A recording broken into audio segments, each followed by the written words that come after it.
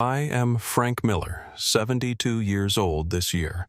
My life has never been glamorous.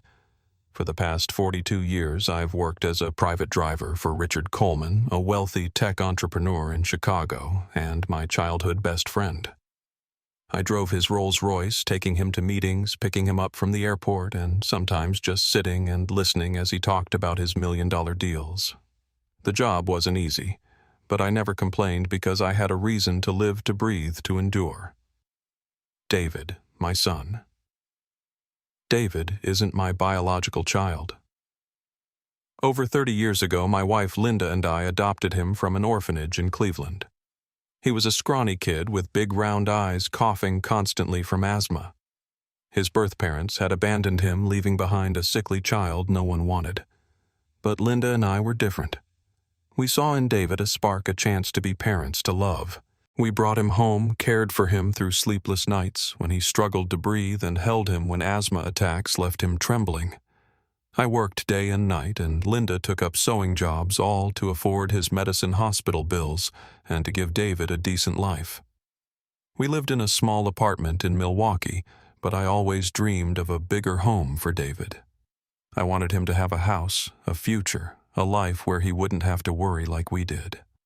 Linda and I saved every penny for going vacations and new clothes to set aside money for David's college education. He excelled in school, graduated with an engineering degree, and I was so proud I wanted to shout it to the world. But my greatest joy was when David stood on the graduation stage, smiling, and called me Dad. In that moment, every hardship, every sacrifice was worth it. Linda passed away 6 years ago from cancer. She left quietly, leaving me with an emptiness I could never fill. I moved into a small apartment attached to Richard's Lakeview mansion to make driving him easier and to save money. Every month I sent money to David to help him pay off student loans and support his new life. I didn't want him to struggle, didn't want him to face the hardships I did. But deep down, I knew I was also trying to fill the loneliness since Linda's departure.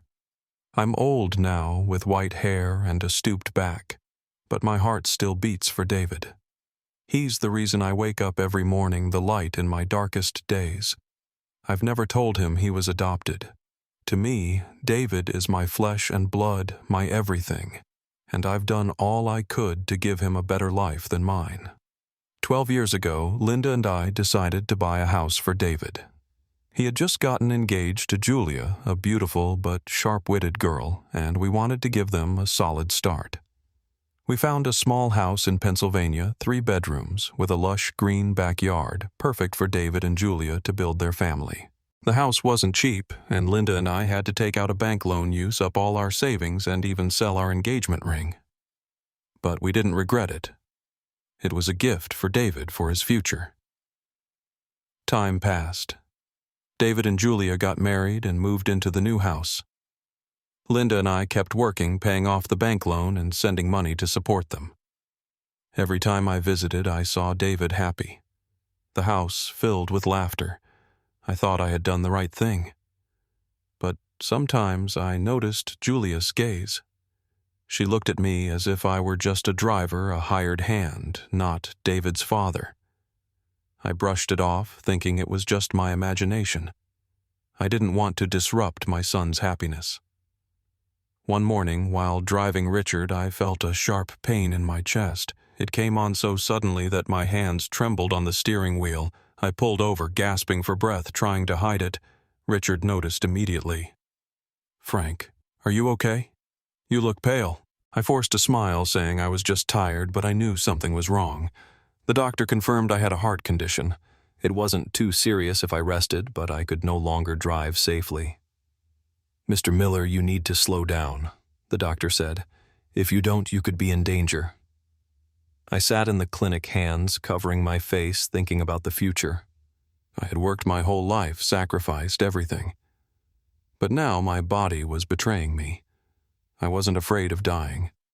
I was afraid of not being able to care for David anymore. I told Richard about my condition. He looked at me, his eyes full of concern. "Frank, retire. You've done enough. Let me take care of things." I shook my head. Retiring meant losing my income, losing my ability to support David. But Richard wouldn't take no for an answer. One afternoon, he called me into his office and handed me an envelope. "This is my gift to you," he said. "Company stock's worth $4 million. Don't refuse, Frank. You deserve this." My hands trembled as I held the envelope. $4 million, a sum I had never dared to dream of. I looked at Richard, tears welling up. "Richard, I can't." He cut me off. "You're my friend Frank. You've been by my side for 42 years. Let me do this for you." I hugged him, unable to speak. It was the first time I'd cried since Linda's death. I didn't tell anyone about the stocks, not even David. I wanted to keep it a secret, to use the money to live comfortably, to enjoy my remaining days. I imagined buying a small house, living near David, helping him care for the grandchild soon to be born. I dreamed of peaceful days where I no longer had to worry or sacrifice. But I didn't know that dream was about to shatter. I never expected that after everything I'd done, David, the son I loved more than life itself, would turn his back on me. That day I stood in front of the house in Pennsylvania, the one Linda and I had poured our entire lives into buying for David. I arrived with a small suitcase, a few clothes, and a glimmer of hope. The doctor had told me I needed to rest, that I could no longer drive, and I thought this was my chance to be closer to David. Julia, my daughter-in-law, was about to give birth to their first child. I wanted to help to hold my grandchild, to feel a bit of family warmth after the lonely years since Linda's passing. I knocked on the door, my heart pounding. David opened it, his smile faint. "Dad, what are you doing here?" His voice lacked the warmth I had hoped for. I took a deep breath, trying to stay calm. "I've retired. David, my health isn't good. I want to stay here for a while to help you and Julia with the baby." I waited for a hug, a word of welcome. But David just looked at me, his brows furrowing. "Wait a moment. Let me talk to Julia." He closed the door, leaving me standing on the porch, my suitcase at my feet. The October wind was bitterly cold, cutting through my thin jacket. I heard whispers inside Julia's sharp voice. David's quieter one, as if he were trying to persuade her. Then the door opened, but it wasn't David. It was Julia wearing a maternity dress. Hands on her hips, her eyes icy. "Dad, Frank, we don't need help," she said bluntly. "The baby will have a professional nanny. You don't need to stay here." I was stunned, but forced to smile. "Julia, I don't want to be a burden. I just want to be near family to help however I can." But Julia cut me off. "Dad, let's be honest. You're a driver, not a nanny. We need you to work to earn money to provide financial support. Staying here would just be an extra burden." My chest tightened, not from my heart condition, but from Julia's words. Driver burden. Those words sliced into me like a knife. I had sacrificed my entire life for David, for this house, and now I was seen as useless, unwanted. I looked past Julia and saw David standing behind her head, bowed, silent. "David," I called, my voice trembling. "What do you think?" He looked up, his eyes avoiding mine. "Julia's right, Dad. You retired too soon. Right now, we need money more than your presence." I turned away, not wanting them to see my tears. I dragged my suitcase and walked down the path to the street. I had no home of my own, nowhere to go, but I'd rather sleep on the street than stay where I was, despised.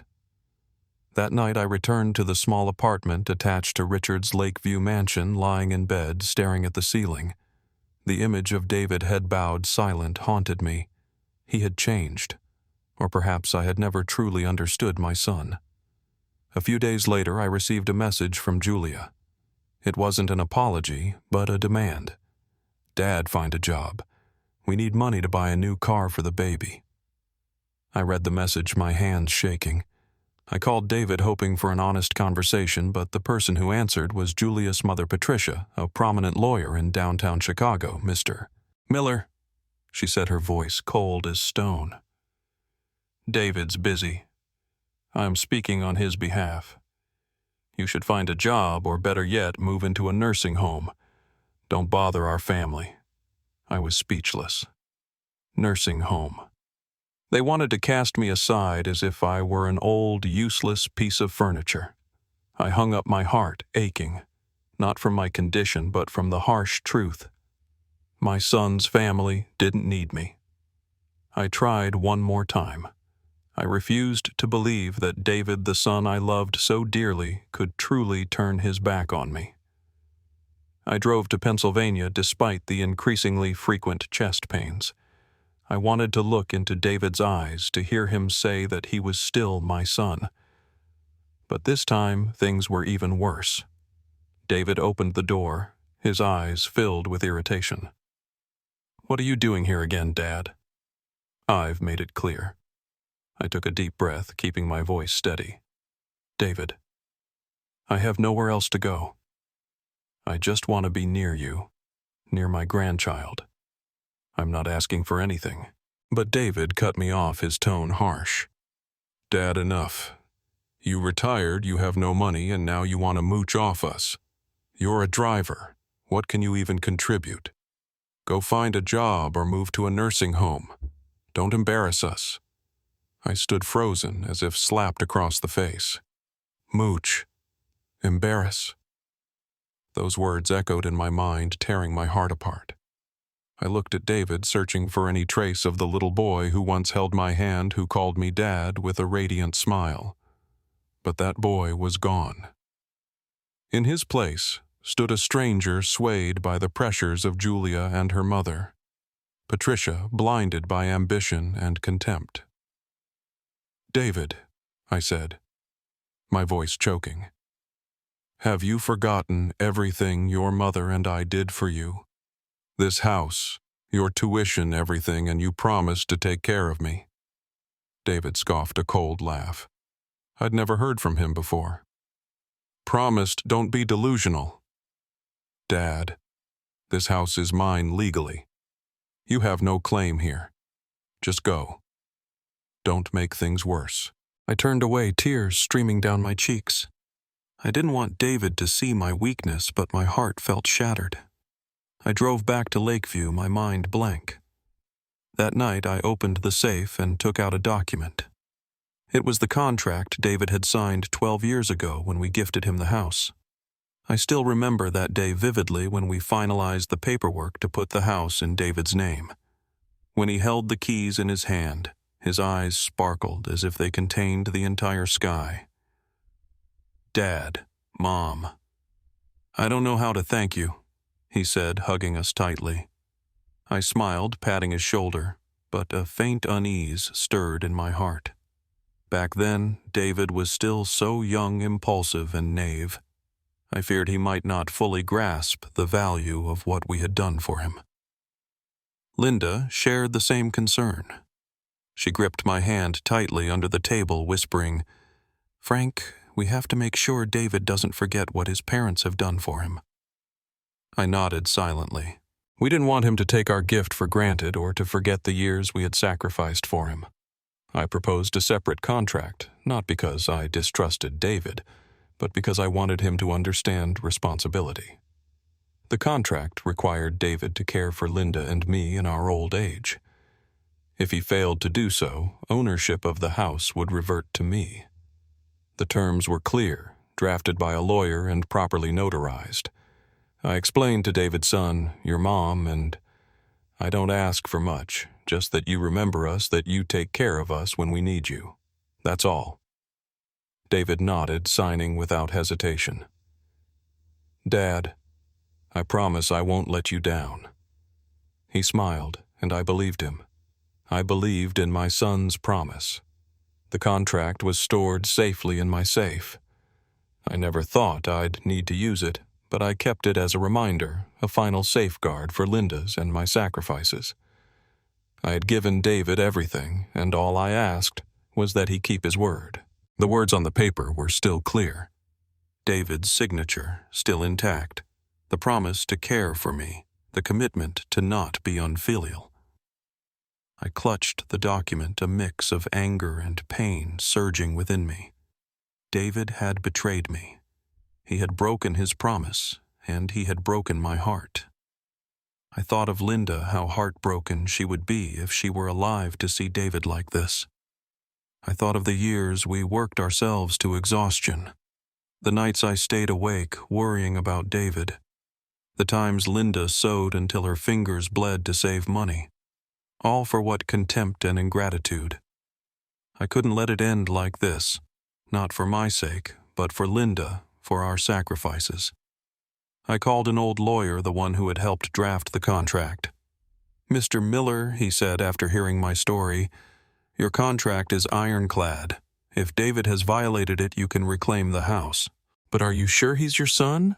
I paused, looking at a photo of David and me from when he was young, when he hugged me with a beaming smile. "He was my son," I said, my voice trembling. "Not anymore."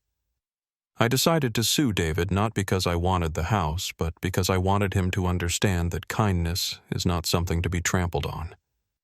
I gathered evidence messages from Julia and David neighbors, testimonies about how they treated me, bank statements showing the loan payments for the house. Each piece of evidence felt like a stab, but I didn't stop. I had sacrificed my entire life for David, and now I had to protect my own worth. Deep inside, a quiet pain lingered. David wasn't just my son. He was the child I chose, the child I loved despite everything. But he chose to betray me, and now I would show him the consequences of his ingratitude.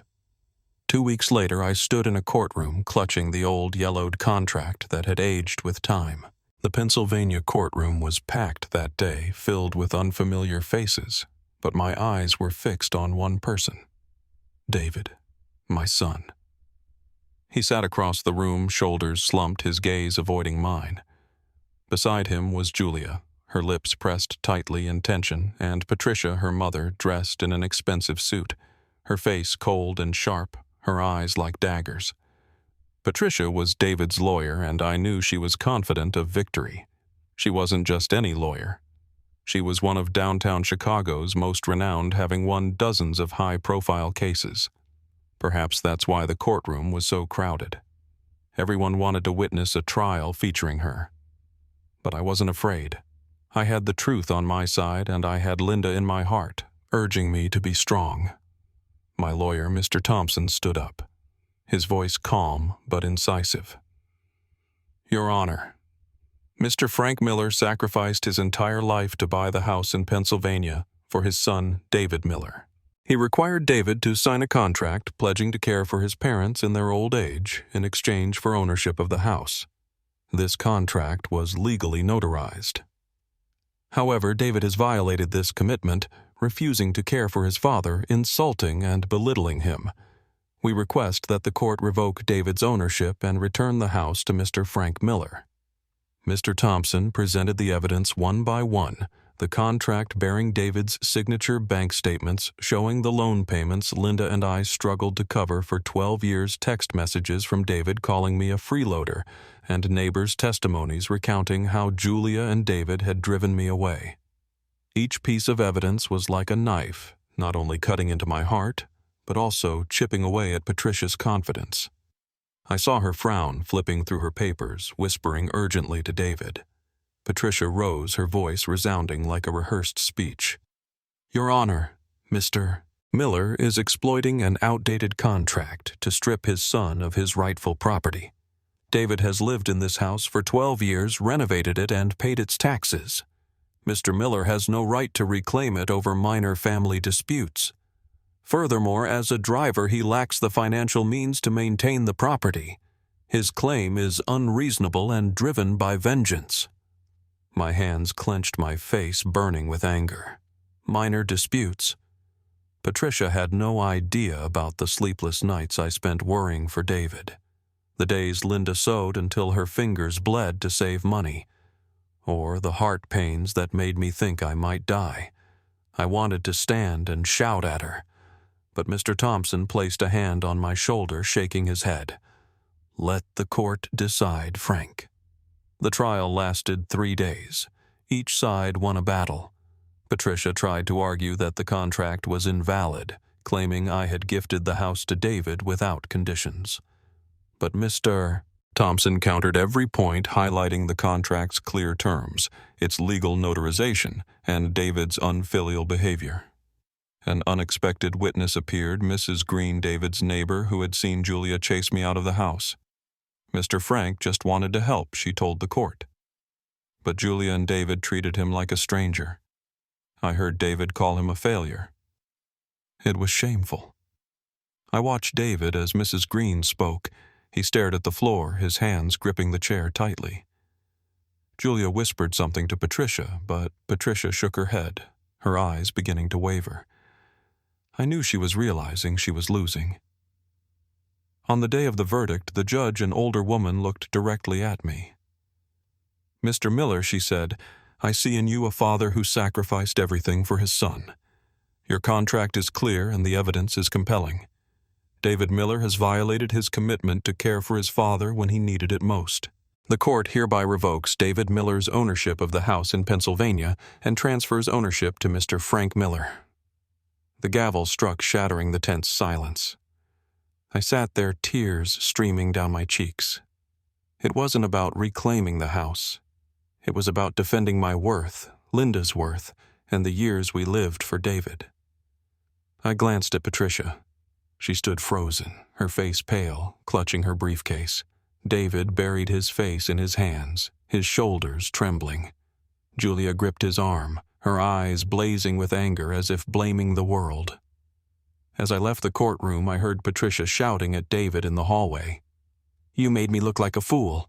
A simple case, and I lost because you couldn't keep your mouth shut." I didn't look back. I stepped into the sunlight, taking a deep breath, feeling lighter for the first time in months. But the pain in my heart lingered. David hadn't just lost the house. He had lost me. The house in Pennsylvania is mine now, but I don't want to live there. It holds too many memories. David's smile when he received the keys. Linda's whisper of, "We did it, Frank," and the sting of David's insults as he drove me away. I rented the house out using the income to cover medical bills and stayed temporarily in Richard's Lakeview apartment. But I know that the lives of David, Julia, and Patricia have been turned upside down. David and Julia no longer have a place to call home. They were forced to move into Patricia's downtown Chicago apartment, a luxurious but cramped space for 3, especially with Julia nearing childbirth. I heard from an acquaintance that Patricia is far from pleased. She's used to living alone, free to do as she pleases, and now she's stuck hosting her daughter and son-in-law. What surprised me most, though, was how Patricia treated David. She didn't hide her contempt. "You're a burden," she told him during a dinner. According to a mutual friend, "You made me lose that case, tarnished my reputation. My colleagues are laughing at me because of you." David, once a confident engineer, now lives under constant stress. Patricia calls him useless, the reason for her humiliation. Each word from her is like a knife eroding David's self-esteem. Julia, who initially stood by her husband, has grown distant. She blames David for not being strong enough, not capable enough to protect their family. Arguments have erupted, and I heard they sleep in separate rooms, no longer speaking as they once did. Their marriage, once David's pride, is now like a cracked glass waiting to shatter. I don't take joy in learning this. Despite the pain David caused me, he's still the child I held through asthma attacks, the one I taught to tie his shoes. I considered reaching out to say I forgive him, that we could start over. But then I remember his words. "You're a failure, Dad." I recall Julia's cold stare, Patricia's haughty tone. I can't go back. Not because I don't love David, but because I have to love myself. One evening I sat in the apartment looking at a photo of Linda and me from our youth. She was smiling, her eyes bright like stars. "Linda," I whispered. "What should I do?" I imagined her taking my hand as she did when we faced hardships. Frank Shed say, "You gave David everything. Now it's time to live for yourself." I nodded, tears falling. Linda was always right. I decided not to let the past chain me down. David and Julia must face the consequences of their actions. Patricia, with her damaged reputation, will have to deal with the skeptical glances of colleagues and clients. As for me, I'll move forward. I have the $4 million from Richard's stocks, a chance to live the life Linda and I once dreamed of. 3 months after the lawsuit, I sold the stocks Richard had gifted me, netting $4 million. I used $2 million to buy a seaside villa in Santa Barbara. Every day I stand on the balcony watching the waves crash against the white sand. My new villa is nestled among green trees, sunlight streaming through the glass windows illuminating the rooms. It's not ostentatious, but it's enough to give me the peace Linda and I always longed for. Each morning I brew coffee, sit listening to the waves, and for the first time in my life I live for myself. Buying the house wasn't easy. I'm no expert in real estate, and my heart still aches when I think of David. But Kevin, Julia's younger brother, helped me. He's a young, enthusiastic real estate agent completely unlike his sister. Kevin took me to view properties, patiently explaining everything from property taxes to heating systems. "Mr. Frank," he said with a smile, "this house was made for you. You deserve it." I looked into Kevin's eyes and saw a sincerity I couldn't find in David or Julia. I nodded, signed the contract, and began a new chapter. I didn't expect Kevin to inadvertently shake up David's life. One evening, when I invited Kevin to the villa to thank him, he shared that he'd slipped up while talking to Julia. I was just bragging about selling a beautiful Santa Barbara villa. Kevin said, his voice tinged with regret. "I didn't know she'd ask for details. When I said it was sold to you, Julia was stunned. Then she told David. I'm sorry, Mr. Frank. I didn't mean to." I looked at Kevin, my heart heavy. I hadn't wanted David to know about the Velato. No, I was living better than ever. But now the secret was out. I imagined David hearing the news, his face twisting with bitterness, realizing that the father he called a freeloader now owned a seaside villa, living a life he could never touch. I didn't feel joy or sorrow. I just felt empty. David had chosen his path, and now he had to face the consequences. A few days later, I received a call from an unfamiliar number.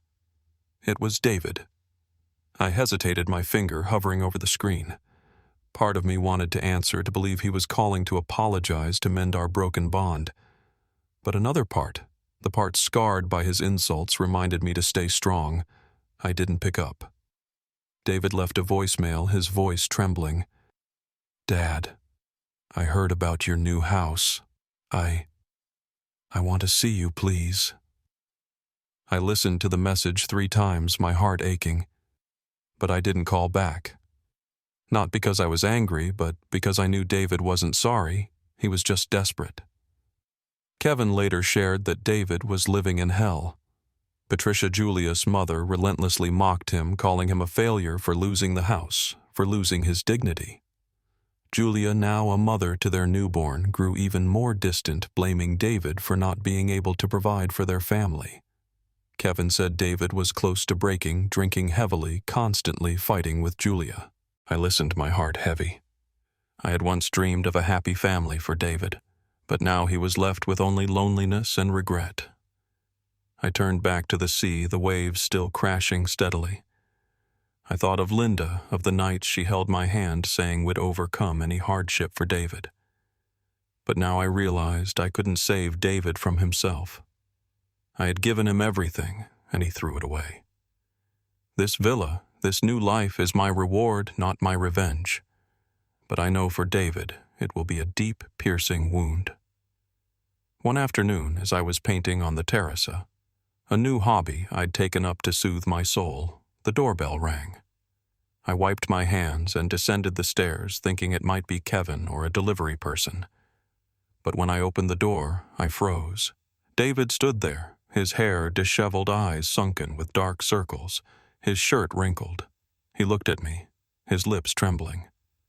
"Dad," he said, his voice shaking. "I'm sorry. I was wrong. Please give me a chance. I stood still, my hand gripping the doorknob tightly. The image of young David, frail and wheezing from asthma, flashed in my mind.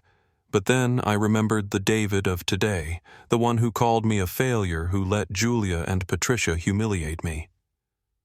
"David," I said, my voice colder than I intended. "What do you want?" He stepped forward, his eyes red and teary. "I can't take it anymore, Dad. Patricia treats me like garbage. Julia, she doesn't love me anymore. I've lost everything, the house, my family, my self-respect. I know I was wrong for treating you badly. Please help me. Let me stay here or give me some money. I promise it'll change." I looked at David, my heart feeling as if it were being squeezed. Part of me wanted to hug him, to say everything would be okay, that I was still his father. But another part, the part that had endured his betrayal, reminded me that David's apology wasn't born of love, but of desperation. I took a deep breath, stepped outside, and closed the door behind me. "David, I said you had your chance. You promised to take care of me, but you chose to turn your back. Now you want me to save you, but I can't. Not because I don't love you, but because I have to love myself." David fell to his knees, clutching my legs, sobbing. "Dad, I'm begging you. I have no one left." I wanted to lift him up, but I stood still, tears rolling down my cheeks. I knew if I gave in, I'd sacrifice again, putting David above myself. And I couldn't do that anymore. Not after everything. I looked into David's eyes, my voice trembling but resolute. "David, there's something you need to know. You're not my biological son. Your mother and I adopted you from an orphanage in Cleveland when you were a baby sick with asthma, abandoned by your birth parents. I loved you as my own. I sacrificed my entire life to give you everything. But you betrayed that love. You may not owe me blood, but you owed me a promise. And you broke it." David looked up, his face pale as if I'd struck him. "Him adopted," he mumbled, his voice breaking.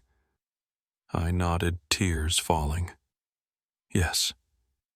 But to me, you were always my son until you chose not to be." I turned back into the house, closed the door, and didn't look back.